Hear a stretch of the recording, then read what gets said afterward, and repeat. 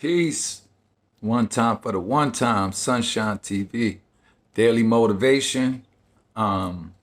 This is my job, to do that and put out that love and light, because we sure need it. And if I can, help my people, my family, humanity, because that's my duty, to uplift us from, the grips of the matrix and not knowing thyself. We got to learn to understand and keep that balance within, the higher self, the lower self, the conscious, the unconscious, and the subconscious, the elements, the frequencies, how to dodge, how to dodge the negative frequencies, the negative demonic energies, because they're all around us. And we can, like I explained to my God, Dre, I've been in that demonic state. I know what it is, and I don't ever want to put myself in that where I can't control it, and certain things do, bring you to that mindset, and alcohol, certain drugs, certain music. It's a frequency, and that's what the pyramids were all. They were all like, this whole earth is like a motherboard, like a computer, and certain energy and frequencies are aligned. They're positive because they go with the earth.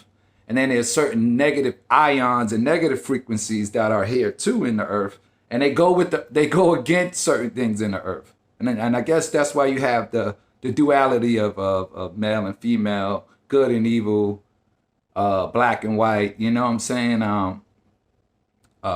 It's a balance, and our ancestors knew this stuff. I was listening to Billy Carson earlier about the stargates and the portals and different things that was going on back in Kemet and all the ancient places that I always go to. The different technologies, the telekinetic energies and the occult stuff that they try to keep hidden secret. And we're headed into the quantum field. That's the next, it's already here, with this 5G and all that. This is quantum. You're talking about things that you don't see, like how they build the pyramids. For me, I think they did it with the minds, and they knew the exact measurements, everything, like right with the mountains. It's just so beautiful how they cut these granite blocks and put them, and the waters, like I always talk about, the waters create certain frequencies to align with the planets, like they got these little air holes and pockets in the pyramids that go right to Ceres and all the different star systems, and oh man, I just wish I could explain it a little better for y'all, but I want to get into this daily motivation, because I already did about 3 minutes of rambling, and so my point was to, just stay balanced, man, and learn who we are. Nobody can tell you who you are. Know who you are, please, man. Get out of the matrix, that demonic thing that keeps us in that black mindset, knowing that, like I said, black represents death in this system. So why would I hold on to that? You're dead, dead. And it's a whole bunch of negative stuff, man, that goes with that legal fiction and the mindset that we just gravitate to. And then we got these fucking gatekeepers that'll keep you there because they get paid to keep you there. So just stay balanced, man. But this is the time of the Great Awakening, 2021, man. Our ancestors said 2012. You flip 2012 to 2021, man. And this is it, man. We gotta ascend. We gotta get to this next level of consciousness where we all see the games and see the matrix and see these devils for who they are, these demonic entities for who they are. They're not good people. I would go in on them, but I'm not. So let's get into the daily motivation. I love my family. Love you, baby princesses. My grandson, my mom, my dad, my aunts, my uncles, my cousins. Free my little cousin Ralph and all my people that's locked up. Free everybody, like I always say, man. Free the world. Let me remind you this. We cannot move around freely. We cannot live where we choose to. We need passports and work permits. We have to follow rules and laws that we didn't agree to at birth. We have to work to survive and earn this thing called money. We're the only species that has to pay money to live in the world that we're born into. We have to pay taxes to escape jail. This is not freedom. Clearly, this is called slavery. Why the world is so messed up, why nothing works, and why things just seem to be falling apart around us. This is the presentation that I recommend everybody should watch. Me too. Many of us have seen the movie The Truman Show. It's actually a great example of how easily we can be controlled and manipulated to believing something that is not necessarily true. Truman, as you may or may not know, is a baby that is born into a TV show, and everything around him is created and fake and synthetic just for him so they can have a TV show. And when they asked the producer of The Truman Show, why does Truman simply accept this fake reality around him? How come he doesn't realize that he's being controlled and manipulated on every level? The producer answers, we accept the reality of the world with which we're presented. And just think about it, that's exactly what happens to us. Let's look at our reality, right? Our reality, like Truman, is as follows. We are born, we go to school, the harder you work, the more you get. That's what we're told all the time, right? We find a career and suppress our talents. Remember how many times children tell their teachers or their parents, yes, I want to do this. And the parents or the teachers say, well, that's great, but how are you going to survive doing that? So everything is constantly skewed back towards money and making money so that you can survive. And we're told that competition is good. Competition is the mother of invention. Without competition, there'd be nothing. That's probably one of the most disgusting lies that we've been fed. And unfortunately, this is internalized in our subconscious. And we keep thinking that it's one of the fear factors that keeps driving us, that we have to constantly compete and be better and get to the top of the pile. What happens when you get to the top of the pile? Somebody else wants to get to the top of the pile and knock you off your perch. So clearly that's not going to work, right? We believe in all-powerful governments and their control. But all our lives as we're growing up, we see the governments, the control.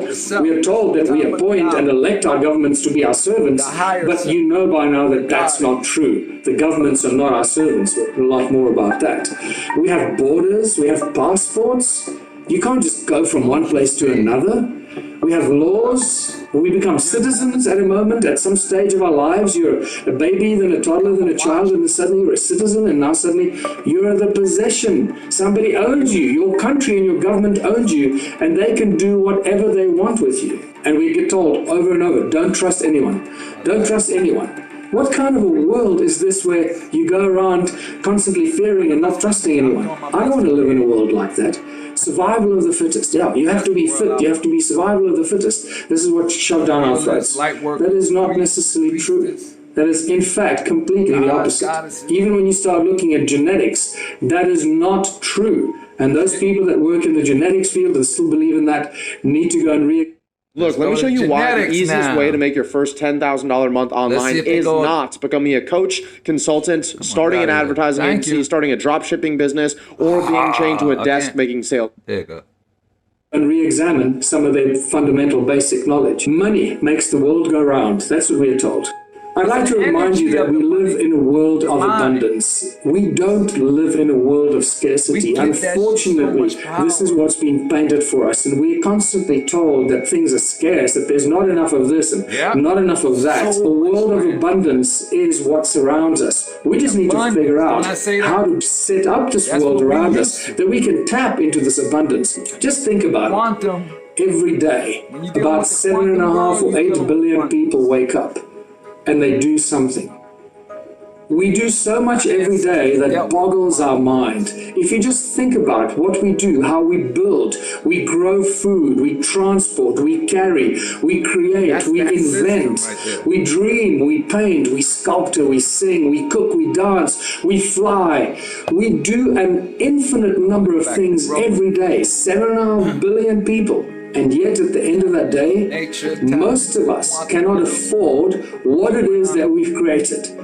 We just don't have enough money to buy the cars that we built or the airplanes that we built or the food that we grow because we keep doing this for corporations or government departments or somebody else. We should be doing it for ourselves, but we ultimately end up doing it for a third party, and we do not have access to the things that we create. The technology that surrounds us is all created by people, not by corporations. Keep this in mind. In this world of abundance, there is more starvation today than ever before in the history of our planet. More people today die on a daily basis from starvation than ever before. Because I believe that nobody wants to live in a world of this scarcity and this misery, this poverty and this hunger that grips the world on so many levels. It is also deeply depressing to know that about 1/3 of the food that we grow gets discarded every year. According to the United Nations, about 1.3 billion tons of food gets discarded every year. Not because there are no people that want to eat the food. We clearly know there are hungry people everywhere. But the food gets discarded because there's no one to buy it. There's more homeless people today than ever before in the world. More sick people today than ever before. More mentally disturbed people today. More children dying every day than ever before. People everywhere live in misery. There seems to be no happy outcome to the political and economic mess of this planet. And this, I think, is potentially the biggest problem, that people feel trapped. They cannot see a way out of this mess. Every year, every month, every day, every week, it gets more difficult and harder to survive. People are having to do 2 or 3 jobs just to survive and pay the bills and put bread on the table every day. Our global system is broken. The global economic system and social structures are broken. It is out of control. Clearly, everybody can feel that. It cannot be fixed. We have to find a new system. A system in which money is no longer needed. As Albert Einstein said, we cannot solve our problems with the same kind of thinking we used when we created the problems. Thank you. Clearly, we have to use a different kind of thinking, and this is where it starts to get very, very exciting. What happens if we remove money from the system? What will happen? Everything suddenly gets a lot easier because you're removing the hurdles to progress. But then the million questions come up. Well, how is this going to work? How is that going to work? How is this going to work if there's no money? What happened since 2005, there have been these 5 points, what I call the 5-point mantra of contributionism. No money, no barter, no trade, no value attached, where everyone contributes their talents and skills for the greater benefit of everyone in their community. It's only when you realize that every aspect of your life is being controlled, manipulated, restricted by laws, bills, acts, courts, judges, governments, and even the Bill of Rights, you'll find, is an absolute assault on our rights, where we believe it's actually a Bill of Rights, of human rights. You will learn that it's not actually the case. So, remember, from the first breath you take to the last moment you breathe out, our lives are controlled by those who control money. We're enslaved by money and the socio-economic structure and the socio-economic system that we're all born into. In the movie The Matrix, Morpheus describes what the Matrix is. And in essence, that's what he's describing. He's describing the global slavery system. It's driven by the royal political elite that control the money and so forth, and possibly some hidden faces behind those that control the bankers. It's really important for everybody to just digest this and realize it. The sooner we realize it, the easier it is going to be for us to get out of the system. Money is the tool by which we are enslaved until we come to terms with the truth about money, what money is, where it comes from, how it was created. We'll forever remain the subjects of those who control the creation and the supply of money. Because of this fucking money system. The Matrix. So I hope y'all enjoyed that. I hope y'all got that energy that I'm trying to talk about. Always talk about it's a demonic energy, and you have to have balance with this thing in order to manifest the reality you want. Because if not, it's going to overtake you and and create that matrix. You're going to give more power to that, that energy, and, help continue build their structures and shit, and we got to go return back to the ancestors, man. So thank y'all for listening. Thanks for just being open-minded. So I hope I can play this whole thing on all my channels, but I'm sure YouTube, not YouTube, Instagram won't. So peace, love, and cosmic light to everyone. Let's return back to the old ways, man. Build our pyramids, our structures, our obelisks, back to that frequency where our ancestors had, oh my gosh, just an abundance of everything. And I'm sure that we, like I'm hearing about the back in those times, like if you was poor, you didn't have to wear, you wouldn't wear no clothes, so you wasn't able to steal too, as and I get that concept now, with the clothes. Man, that energy is just beautiful that I'm receiving, that light, that cosmic gamma rays, and I hope you receive some of that. Peace. One time for the one time.